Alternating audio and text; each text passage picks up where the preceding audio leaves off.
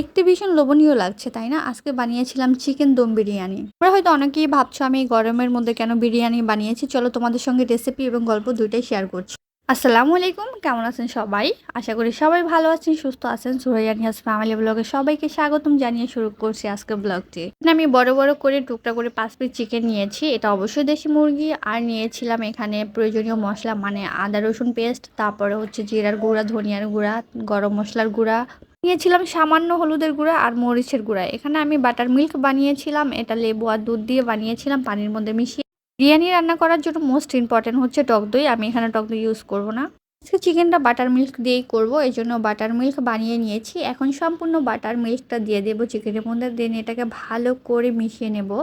আজকে ঘরোয়াভাবে চিকেন দম বিরিয়ানি করে আপনাদের দেখাবো। অনেক সময় হাতের কাছে অনেক উপকরণই আমাদের থাকে না, বাট যদি না থাকে আমরা কিভাবে এই মজাদার খাবারটাকে আরও বেশি সুস্বাদু করতে পারি সেই টিপস এবং ট্রিক্স আপনাদের সঙ্গে শেয়ার করছি।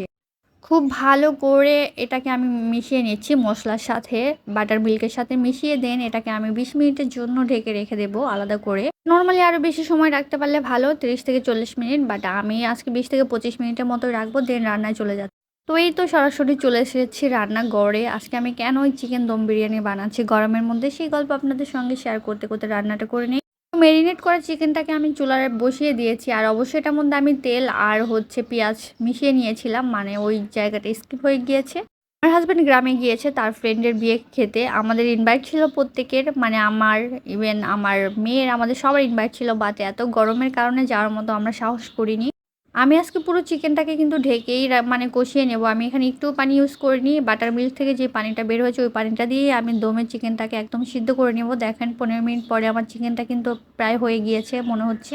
এটা বলছিলাম আমার হাজব্যান্ড তো গ্রামে গিয়েছে, বাট আমরা এই গরমের কারণে যাইনি। তো আমাদের বলছিল তোমরা বাইরে যেয়ে খেয়ে আসো, রেস্টুরেন্টে যাও, পিজা হাটে যাও, মেয়েকে নিয়ে ওকে খাইয়ে নিয়ে আসো, না হয় কেএফসিতে যাও। আর বাচ্চাটা কেএফসি খেতে ভীষণ পছন্দ করে, তাই বলেছিল যাওয়ার জন্য, বাট গরমের মধ্যে ওকে আর নিয়ে যায়নি। তবে আমি ইচ্ছা করেই নিয়ে যাইনি, চাইলে নিয়ে যেতে পারতাম। বাচ্চাদের প্রতিদিন বাইরে খাবার দিলে দেখা যাচ্ছে টেস্টটাও চেঞ্জ হয়ে যায়, আবার অনেক সময় এর মাথার মধ্যে এটা সেট হয়ে যায় যে আমি চাইলেই বাইরে খেতে পারবো। তো আমি সবসময় আমার বাচ্চাকে একটু ব্যালেন্সে রাখার চেষ্টা করি। খুব মানে বেশি কিছু দেই না বলতে হচ্ছে চাওয়ার সাথে সাথেই ওকে দেই না, একটু বোঝাই যে দিতে দেরি হবে বা টাকা নেই এটা সেটা। কেউ বুঝতে পারে যে চাইলেই সব কিছু সঙ্গে সঙ্গে পাওয়া যায় না। বাচ্চাদের ছোটোবেলা থেকে এই ব্যালেন্সগুলো বাবা মাদের অনেক বেশি কেয়ারে রাখা উচিত আমি মনে করি। তো এদিকে আমার চিকেনটার মধ্যে দেখতে পেয়েছেন আমি ৪ টুকরা আলু মিশিয়ে দিয়েছি। একদম দমে রেখে দিব ১৫ থেকে ১৮ মিনিটের জন্য। আলুটাও সিদ্ধ হয়ে যাবে আর একটুও পানি লাগবে না আমার। এদিকে আমি হচ্ছে পাতিলে আমি পানি গরম করে নিয়েছি। এটার মধ্যে হচ্ছে আমি পোলাও চাল দিয়ে দেবো, কারণ আমার বাসায় আজকে বাসমতি চাল ছিল না, তাহলে আমি দম বিরিয়ানিটা ওই চালটা দিয়েই করতাম। বাসমতি চালের দম বিরিয়ানি কিন্তু ভীষণ মজা হয়।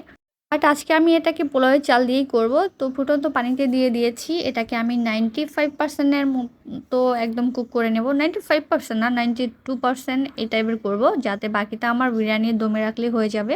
যদি আমি রাইসটা 100% কুক করে নিই তাহলে কিন্তু বিরিয়ানিটা ঝরঝরা হবে না, একদম একটা আরেকটার গায়ে লেগে যাবে। তো আমার রাইসটা হয়ে গিয়েছে। এখানে হচ্ছে আমি পেঁয়াজ বেরেস্তা করে নিব।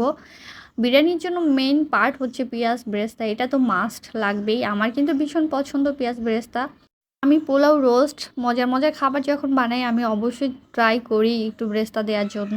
বেসিক্যালি আপনি বাসায় যদি নরমাল একটা খাবার বানিয়ে থাকেন সেটার মধ্যেও কিন্তু পেঁয়াজ বেরেস্তা দিলে খাবারের টেস্টটা অনেক বেড়ে যায়, দেখতেও সুন্দর লাগে, আমার তো ভালোই লাগে। যারা আমার ভিডিওটা দেখছেন একটা লাইক একটা কমেন্ট করবেন, আর যারা আজকে প্রথম আমার চ্যানেলটা ভিজিট করছেন একটা সাবস্ক্রাইব করে দিবেন, তাদের জন্য অসংখ্য ধন্যবাদ জানাচ্ছি আবারও। আমি ১৭ মিনিট পরে ঢাকনাটা খুলেছি। আমার এদিকে চিকেনটা হয়ে গিয়েছে, আলুটাও একদম সুন্দরভাবে সিদ্ধ হয়ে গিয়েছে, আর আমি এখানে একটু ব্রেস্তা দিয়ে দিয়েছি।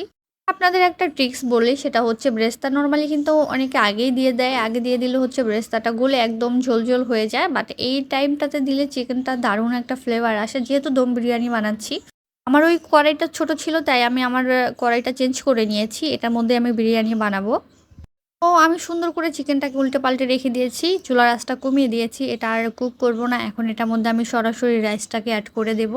অবশ্যই চিকেনটা ফুলফিল করার আগে লবণ টবণ একটু চেক করে নেবেন সব কিছু ব্যালেন্স ঠিক আছে কিনা, কারণ আগে থেকে চেক না করলেই পরে দিলে লবণ কিন্তু ঝোলেই লাগবে, মাংসতে লবণ হবে না, তাই এটা অনেক বেশি ইম্পর্টেন্ট একটা পার্ট।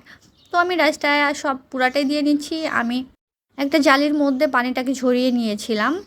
তো এই তো আমার রাইসটা কিন্তু বেশ ঝরঝরা হয়েছে। আমি 92% এর মতো এটাকে কুক করেছিলাম, বাকিটা করিনি। তো চিকেনটা তো আমার আগেই হয়ে গিয়েছিল। এখন হচ্ছে আমি রাইসটা দিয়ে এটার মধ্যে অবশ্যই আমি ঘি অ্যাড করব, মানে মাস্ট। এটা হচ্ছে ঘি দিতেই হবে, না দিলেও হবে, এটা মানে ধরা বাঁধা কোনো নিয়ম নেই। আমার ছিল তাই আমি দিচ্ছি। ঘি দিলে কিন্তু টেস্টটা বেড়ে যায় বিরিয়ানির। আর যেহেতু আজকে আমি আর আমার মেয়ে খাবো, সো একটা আইটেমই করেছি, মনের মতো করে রান্না করেছি। আমার হাজব্যান্ড এই ধরনের খাবারগুলো ভীষণ পছন্দ করে। বেসিক্যালি ওর জন্য আমি মাঝে মধ্যেই বানিয়ে থাকি। সেটা হচ্ছে বিরিয়ানি, ফ্রাইড রাইস, তারপরে হচ্ছে পোলাও, ও এগুলা খেতে ভীষণ পছন্দ করে। তো আমি আমাদের জন্য রান্না করছিলাম আর মনে মনে ভাবছিলাম যে আজকে ও থাকলে কত ভালো হতো, মানে খুব মিস করছিলাম। বাট আমার হাজব্যান্ড বলেছিল তোমরা বানিয়ে খাও, যেহেতু আমি বিয়ে খেতে এসেছি, ভালো মন্দ তো খাবোই, তোমরা তো খেতে পারবে না, এত কষ্ট করে রান্না করতে হবে না, তুমি রেস্টুরেন্টে যেয়ে খেয়ে আসো। বাট আমি যাইনি, ভাবলাম ঘরোয়া খাবারের মধ্যে একটা টেস্ট অন্যরকম, আর আমি আমার নিজের হাতে বানাবো, আমার মেয়ে খাবে, আমি খাবো, বাইরে গেলে হয়তো বা ওইভাবে তৃপ্তি নিয়ে খাওয়া যাবে না। একটু ইয়েলো ফুড কালার অ্যাড করেছি, এটা আমি একটু পানি দিয়ে মিক্সড করে নিয়েছিলাম। লাস্ট আপনাদের দেখিয়ে দেবো ফুড কালারটা, কারণ ফুড কালারটা দিলে কিন্তু বিরিয়ানির কিছুটা হলদে ভাব আসে, কিছুটা রাইস সাদা থাকে, দেখতে কিন্তু বেশ ভালো লাগে। আর বাকি ব্রেস্তাটাও আমি দিয়ে দিচ্ছি এখানে। আমি কিছু কাজু নাট ইউজ করব। কাজু নাট কিন্তু বিরিয়ানিতে ভালোই লাগে। আমি সব কিছু দিয়ে একদম ফুলফিল করে ঢাকনা দিয়ে রেখে দেবো 20 মিনিটের জন্য, দমে থাকবে, যাতে কোনো মানে একদম হাওয়া বাতাস না ঢোকে। ঢাকনার উপরে যে ছিদ্রটা আছে এটাও আমি বন্ধ করে দেব একটু কাগজ দিয়ে মুড়িয়ে, যাতে টোটালি কোনো হাওয়া ঢুকবে না, মানে দম মানে দমেই থাকবে। এটা এজন্য এটার নাম দম বিরিয়ানি। যেটা আমি নর্মাল পাতিলে করতাম তাহলে ঢাকনা দিয়ে চারপাশ দিয়ে একটু আটা দিয়ে একদম পুরাটাই কাভার করে দিতাম। বাট এটা যেহেতু ননস্টিক, এটার মধ্যে কিন্তু একদমই বাতাস বা কিছু ঢুকবে না, এইভাবেই থাকবে, তাই আর আমি সেই প্রসেসটা করিনি। চুলার আঁচটাও কিন্তু আমি একদম লোতে করে দিয়েছি, এরকমই থাকবে। এর থেকে কমাতে গেলে কিন্তু আমার চুলার আঁচটাই বন্ধ হয়ে যাবে। এইভাবে আমি 20 মিনিট রেখে দিয়েছিলাম দমে, দেন ফাইনালি নিয়ে এসেছি। এখন ঢাকনা খুলে বুঝতে পারবো আসলে এটা কেমন হয়েছে। আমিও মানে টেনশন ছিলাম যে অনেকদিন পরে করেছি, কেমন হবে জানি না, বাট এটা খেতে ভীষণ মজা ছিল। দেখতে যতটা লোভনীয়, খেতে তার চেয়েও বেশি সুস্বাদু ছিল। তো কালারটা দেখে বুঝতে পারছেন কতটা সুস্বাদু হয়েছে এটা, আর এতটা স্মেল বের হচ্ছিল, এত লোভনীয় লাগছিল, মনে হচ্ছিল আমি এখনই খেয়ে নেই। বাই দ্য ওয়ে, আমি যখন রাইসটা দিয়েছি এটার সাথে কিন্তু আমি গরম মশলাও দিয়েছিলাম, 2টা দারচিনি, 2টা এলাচ, 2টা লবঙ্গ দিয়েছিলাম।